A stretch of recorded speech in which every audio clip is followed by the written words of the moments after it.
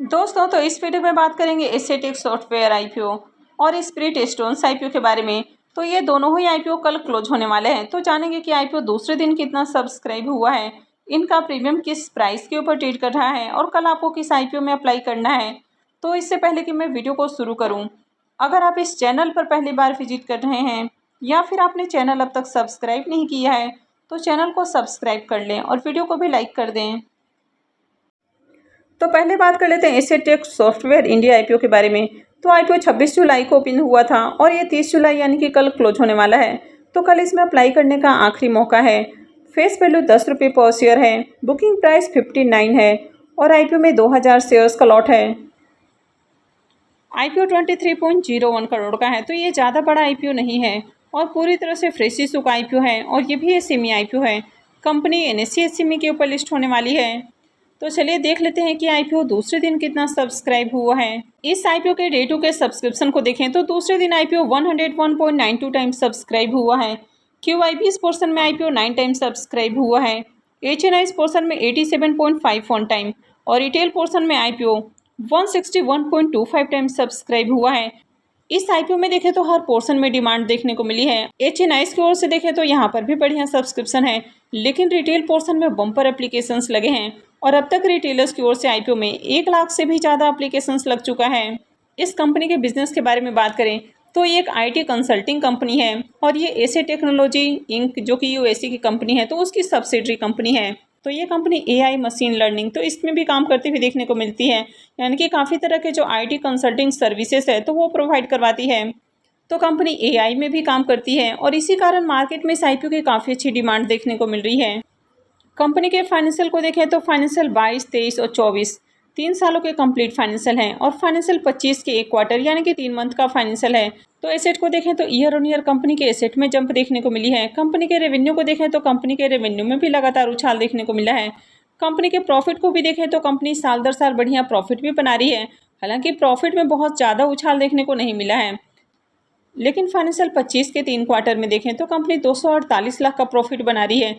तो यहाँ पर प्रॉफिट में अच्छा उछाल देखने को मिला है। कंपनी के नेटवर्थ को देखें तो ये भी लगातार इंक्रीज हुआ है। वैसे कंपनी का रिजर्व फाइनेंशियल 24 के अंदर डाउन देखने को मिला है और कंपनी के ऊपर कर्ज को देखें तो कंपनी के ऊपर कर्ज काफ़ी ज़्यादा है। तो यहाँ पर एक चीज़ काफ़ी नेगेटिव है कि कंपनी के ऊपर कर्ज आपको बहुत ज़्यादा देखने को मिल रहा है और कर्ज को छोड़ दिया जाए तो बाकी के फाइनेंशियल आपको ठीक ठाक देखने को मिलते हैं। वैसे यहाँ पर कंपनी आईपीओ से जो फंड रेज करेगी तो उसमें से 9.18 करोड़ रुपए कर्ज के भुगतान के ऊपर खर्च करने वाली है, लेकिन उसके बाद भी कंपनी के ऊपर कर्ज आपको ज़्यादा ही देखने को मिलने वाला है। लेकिन इसके एंकर लिस्ट को देखें तो इसका एंकर लिस्ट काफ़ी अट्रैक्टिव है। 23 करोड़ का आईपीओ है और इसमें 6 एंकर इन्वेस्टर्स आए हैं, यानी कि जो बड़े इन्वेस्टर्स हैं आईपीओ को लेकर काफ़ी इंटरेस्टेड देखने को मिल रहे हैं। और इसके प्री मार्केट प्रीमियम को भी देखें तो इसके प्रीमियम में भी उछाल देखने को मिल रहा है। तो मॉर्निंग में इसका प्रीमियम जहां 70 रुपीज़ के ऊपर ट्रेड कर रहा था वो अभी 80 रुपीज़ के ऊपर देखने को मिल रहा है और आईपीओ में 2000 शेयर्स का लॉट है। तो इस आईपीओ से 1,60,000 रुपये करीब प्रॉफिट हो सकता है। इसके प्रीमियम को देखें तो इसका प्रीमियम 135% से भी ऊपर ट्रेड कर रहा है। तो इसका प्रीमियम काफ़ी हाई प्राइस के ऊपर ट्रेड कर रहा है। आईपीओ में देखें तो डिमांड भी काफ़ी शानदार देखने को मिली है और आईपीओ का एंकर लिस्ट भी काफ़ी अच्छा है। हालांकि कंपनी के फाइनेंशियल ज़्यादा अट्रैक्टिव नहीं है, लेकिन जिस तरह से ओवरऑल इसमें डिमांड देखने को मिल रही है तो इसमें भी अप्लाई किया जा सकता है और इस आईपीओ से भी शानदार प्रॉफिट बनेगा। तो अगर आपने इस आईपीओ में अब तक अप्लाई नहीं किया है तो इस आईपीओ में अप्लाई किया जा सकता है। और नेक्स्ट आईपीओ है स्प्रिट स्टोन्स आईपीओ। ये आईपीओ भी कल ही क्लोज होने वाला है। फेस वैल्यू 10 रुपये पर शेयर है। बुकिंग प्राइस 87 है और आईपीओ में 1600 शेयर्स का लॉट है। आईपीओ 50.42 करोड़ का है। तो ये थोड़ा बड़ा आईपीओ है और पूरी तरह से ये भी फ्रेश इशू का आईपीओ है और ये भी एसएमई आईपीओ है। कंपनी एनएससी एसएमई के ऊपर लिस्ट होने वाली है। इस आईपीओ में देखें तो दूसरे दिन आईपीओ 17.49 टाइम सब्सक्राइब हुआ है।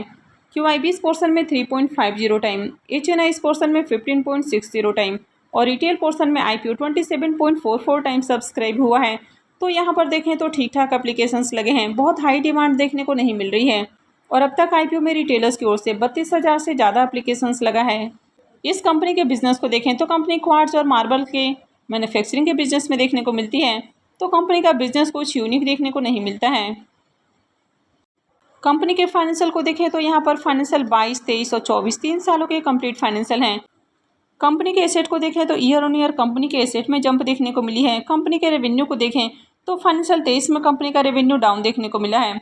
कंपनी के प्रॉफिट को देखें तो फाइनेंशियल 22 में कंपनी 1850 लाख का प्रॉफिट बना रही है। फाइनेंशियल 23 में गिर के 355 लाख हो जाता है। हालांकि फिर से फाइनेंशियल 24 में जंप देखने को मिली है और कंपनी ने 1031 लाख का प्रॉफिट बनाया है, लेकिन अभी भी कंपनी पुराने नंबर्स को बीट नहीं कर पाई है। कंपनी के नेटवर्थ और रिजर्व भी लगातार बढ़ते हुए देखने को मिले हैं।